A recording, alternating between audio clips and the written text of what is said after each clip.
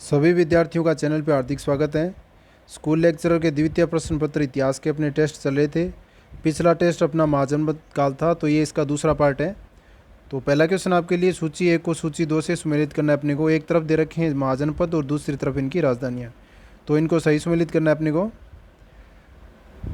तो पहले क्वेश्चन का बता देता हूँ आपको मैं, क्योंकि मैंने सीधे दे रखा था कि अपना उद्देश्य एक ही याद हो जाइए। तो गांधार, इसमें मैं आपको ट्रिक भी बता देता हूँ। गांधार का हो जाएगा ये तक्षशिला, तो गांधार की राजधानी होगी तक्षशिला। तो धार, गांधार, कोई चीज़ पे अगर धार लगाएं चाकू वगैरह पे, तो किस पे घिसेंगे? अपने शिला पे। तो इस तरह से शिला यानी पत्थर, तो गांधार की होगी राजधानी तक्षशिला। और इसके बाद सूरसेन देखते हैं। सूरसेन में ऊ की मात्रा और मथुरा में भी ऊ की मात्रा, तो इस तरह से ये सूरसेन का हो जाएगा अपनी मथुरा। अब देखते हैं वत्स का। वत्स का हो जाएगा कौशाम्बी। तो वत्स को यानी पुत्र को, सांबी संभालो, तो वत्स को, तो ऐसा करके इसको जोड़ के देखेंगे वत्स को, तो वत्स को कौशाम्बी, इस तरह से याद हो जाएगा। कौशल का श्रावस्ती, तो कोश है तो इसमें भी स है, तो श्रावस्ती कौशल, कौशल श्रावस्ती, इस तरह से याद हो जाएगा। क्वेश्चन नंबर 2 देखते हैं। हर्यक वंश के किस शासक को कुणिक कहा जाता था? तो हर्यक वंश का शासक कौन था जिसे कुणिक कहा जाता था? ऑप्शन ए बिंबिसार, ऑप्शन 2 उदयन, ऑप्शन 3 अजातशत्रु, या ऑप्शन डी इनमें से कोई नहीं।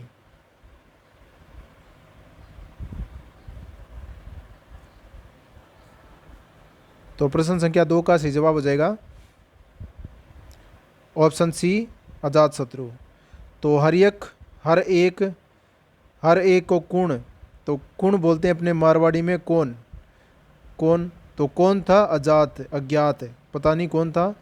तो हर एक कौन था? पता नहीं कौन था, अज्ञात था, अज्ञात था, तो अज्ञात से हो जाएगा अजात शत्रु। तो ये अपने हर्यक वंश का प्रथम पितृहंता भी है। अगला क्वेश्चन देखते हैं। Question number 3। किस शासक ने गंगा एवं सोन नदियों के संगम पर पाटलिपुत्र नामक नगर की स्थापना की? तो पाटलिपुत्र नगर बसाने वाला कौन था? Option A Ajatashatru, option B Udayan, option C Ashoka, option D Ghananand. तो वह शासक जिसने पाटलिपुत्र नगर की स्थापना की और प्रथम बार इसको राजधानी भी बनाया था। तो प्रश्न संख्या 3 का सही जवाब हो जाएगा ऑप्शन बी उदयन। तो उदयन के द्वारा इसको बसाया गया था। और तृतीय बौद्ध संगीति भी पाटलिपुत्र में अशोक के समय हुई थी। क्वेश्चन नंबर 4 देखते हैं। शिशुनाग वंश का वह कौन सा शासक था जिसके समय में वैशाली में दूसरा बौद्ध संगीति का आयोजन किया गया था और उसे काकवर्ण के नाम से भी जाना जाता है? Option A Shishunaga, option B Kalashoka, option C Nandivardhana, या ऑप्शन डी इनमें से कोई नहीं।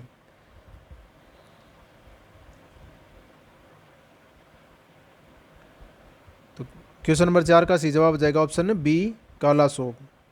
तो इसमें मैं आपको एक ट्रिक भी बताऊंगा जिसमें अपने सारी बौद्ध संगीति हैं वो सारी की सारी याद हो जाएगी। उनके कौन अध्यक्ष थे, कौन किसके समय में ये हुई थी, ये सारी।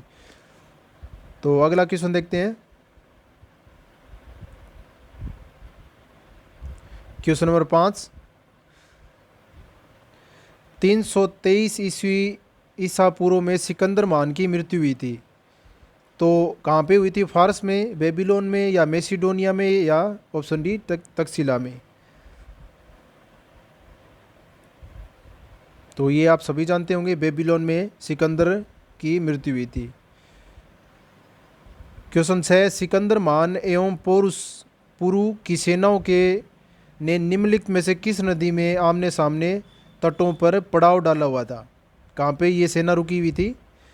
ऑप्शन ए रावी नदी, झेलम, ऑप्शन सी सतलज, या ऑप्शन डी चेनाब। तो प्रश्न संख्या 6 का सही जवाब हो जाएगा ऑप्शन बी झेलम।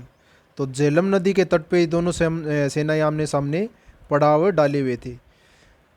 क्वेश्चन संख्या 7 देखते हैं। किस प्रकार के मृदबाण पोट्री भारत में दूसरा नगरीकरण शहरीकरण के प्रारंभ का प्रतीक माना जाता है? तो पहला नगरीकरण हड़प्पा सभी जानते हैं।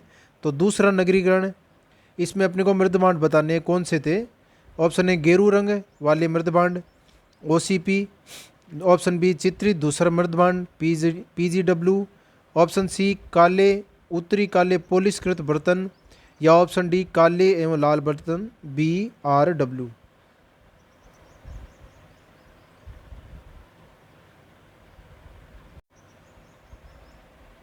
तो प्रश्न संख्या 7 का सही जवाब हो जाएगा ऑप्शन सी उत्तरी काले पोलिशकृत बर्तन।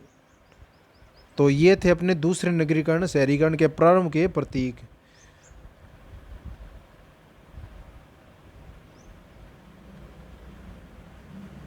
इसमें एक क्वेश्चन और रह गया पीछे अपना। क्वेश्चन नंबर 8, पाली ग्रंथों में गांव के मुखिया को क्या कहा गया है? ऑप्शन ए ग्रामक, ऑप्शन बी भोजक या ग्राम भोजन, ऑप्शन सी ज्येष्ठक या ऑप्शन डी ग्रामपति। तो प्रश्न संख्या 8 का सही जवाब हो जाएगा ऑप्शन बी भोजक या ग्राम भोजन। ये बोलते थे पाली ग्रंथों में गांव के मुखिया को। क्वेश्चन नंबर 9 देखते हैं। उज्जैन का प्राचीन नाम क्या था?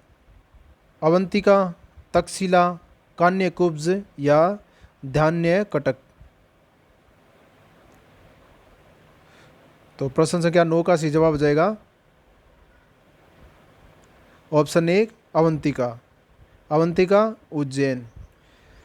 क्वेश्चन 10 देखते हैं। नंद वंश का संस्थापक कौन था? ऑप्शन ए महानंदिन, नंदीवर्धन, कालाशोक, गणानंद या नागार्जुन।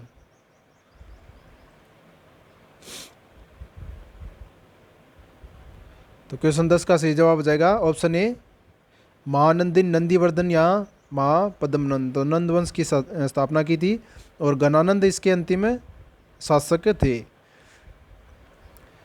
क्वेश्चन नंबर 11 देखते हैं। ग्रीक यूनानी लेखकों द्वारा किसे अग्रमीज या जेंडरमीज कहा गया है? तो ये उपनाम और आ गया एक अग्रमीज और जेंडरमीज।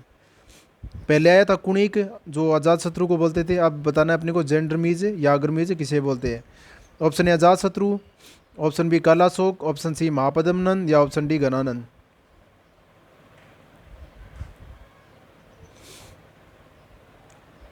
तो क्वेश्चन 11 का सही जवाब हो जाएगा ऑप्शन डी गणानंद। गणानंद को बोलते थे अग्रमीज या जेंडरमीज, वो भी यूनानी लेखक। क्वेश्चन नंबर 12 देखते हैं। प्राचीन भारत में पहला विदेशी आक्रमण किसके द्वारा किया गया था? तो भारत पे पहला आक्रमण है, पहला विदेशी आक्रमण ईरानियों द्वारा किया गया था, यूनानियों द्वारा, शकों द्वारा या कुषाणों द्वारा।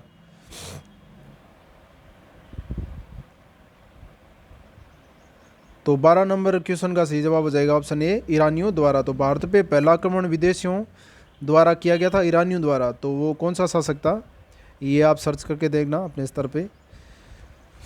Question number 13। प्राचीन भारत में दूसरा विदेशी आक्रमण, तो पहला ईरानियों द्वारा हो गया, दूसरा विदेशी आक्रमण एवं पहला यूरोपियन। तो पहले आए थे अपने ईरानी और बाद में आए थे अपने आक्रमणकारी यूरोपी।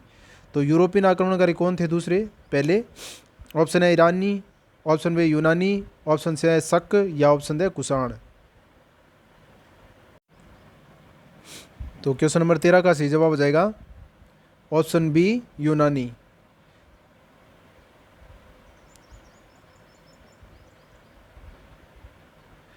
क्वेश्चन नंबर 14 देखते हैं। ईरान के हकमनी वंश के किस शासक ने भारतीय भूभाग को जीतने के बाद उसे भारत साम्राज्य का 20वां प्रांत बनाया? ऑप्शन है साइरस, ऑप्शन बी डेरियस प्रथम, ऑप्शन से जर्सिस या ऑप्शन है डेरियस द्वितीय।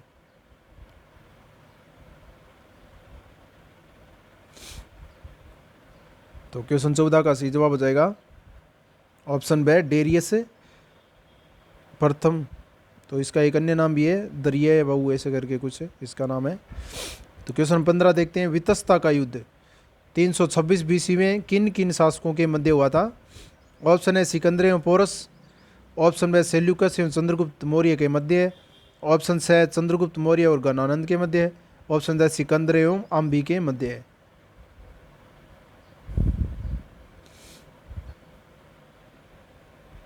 तो 15 नंबर क्वेश्चन का सही जवाब हो जाएगा ऑप्शन है, ये आप सभी जानते हैं सिकंदर और पोरस के मध्य हुआ था ये वितस्ता का युद्ध। आइड्रेस पीस भी इसको बोलते हैं। 326 BC में ये हुआ था। क्वेश्चन नंबर 16 देखते हैं। सिकंदर ने भारत पर कब आक्रमण किया?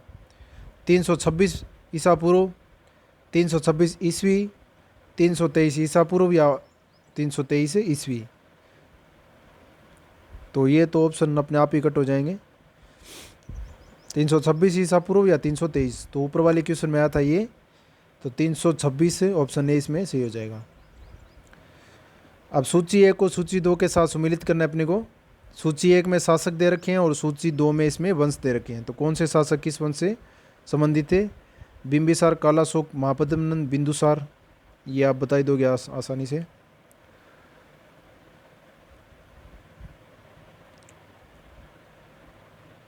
तो क्वेश्चन 17 का सही जवाब हो जाएगा बिंबिसार, ये आर्यक वंश का था।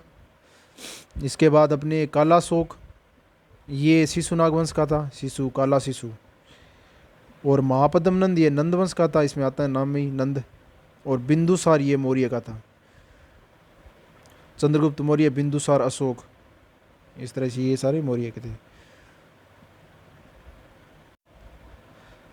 क्वेश्चन नंबर 18 देखते हैं। सूची 1 को सूची के 2 के साथ सम्मिलित करना अपने को। एक में दे रखा है महाजनपद और दूसरे में आधुनिक क्षेत्र। तो ये भी बहुत बार पूछ लेते हैं एग्जाम में, इनके आधुनिक क्षेत्र कहाँ पे ये स्थित है। मगध कहाँ पे है, वत्स कहाँ पे है, कौशल कहाँ पे है, और अवंती कहाँ पे स्थित है।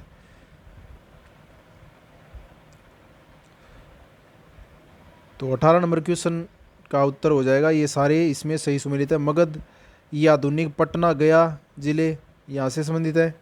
वत्स इलाहाबाद यूपी, कौशल अवध का क्षेत्र, और अवंती अपने मालवा का क्षेत्र।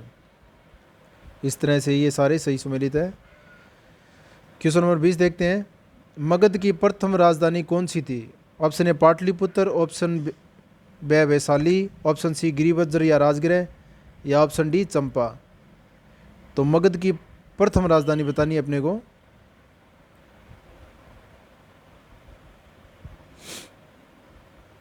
तो ये सिंपल क्वेश्चन है अपने हिसाब से। तो गिरिवज्र यानी राजगृह, ये इसकी प्रथम राजधानी थी मगध की।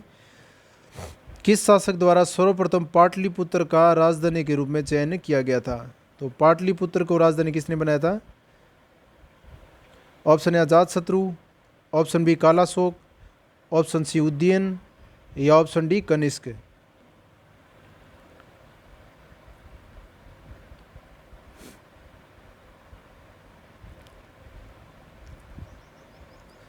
तो क्वेश्चन 20 का सही जवाब हो जाएगा ऑप्शन सी उदयन। तो उदयन द्वारा सर्वप्रथम पाटलिपुत्र को बसाया गया था और इसे राजधानी के रूप में इसको मनाया गया था। तो इस तरह से ये इंपॉर्टेंट हो गए अपने 20 क्वेश्चन, जल्दी जल्दी हमने इसमें कर लिए। और जो भी आप टॉपिक पढ़ो उसके क्वेश्चन लगभग अपने 150 अगर हम हल कर लेते हैं तो वो अपने लिए फ़ायदेमंद रहता है। अगर क्वेश्चन नहीं करते तो इसका टॉपिक का कोई मतलब नहीं है। तो हम प्रत्येक क्वेश्चन जो भी अपने फर्स्ट ग्रेड में आएगा उसके लगभग 100 क्वेश्चन के आसपास हैं करेंगे। तो आप जुड़े रहें चैनल के साथ, आपको इसमें अवश्य फ़ायदा मिलेगा। तो वीडियो देखने के लिए आप सभी का बहुत बहुत धन्यवाद।